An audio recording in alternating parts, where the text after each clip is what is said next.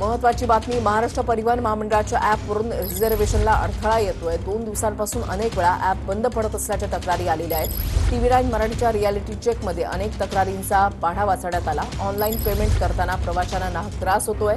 एसटीची online सुविधा अचानक बंद पडल्यानं वेळापत्रक कोलमडलेलं आहे।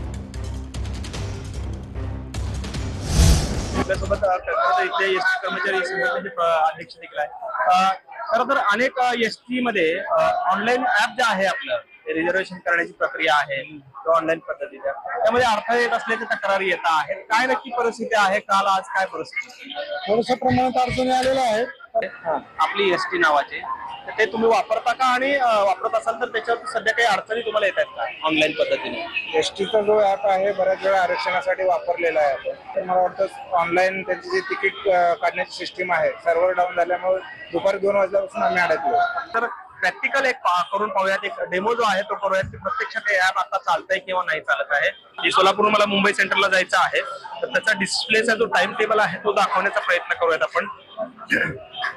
पाहतो एरर पार्सिंग रिस्पॉन्स अशा पद्धतीच्या तक्रारी ज्या आहेत त्या वारंवार येताना पाहायला मिळतात। TV9 मराठीने सोलापूरच्या एसटी स्टँडवरून हा रियालिटी चेक जो आहे तो केलेला आपण पाहिला।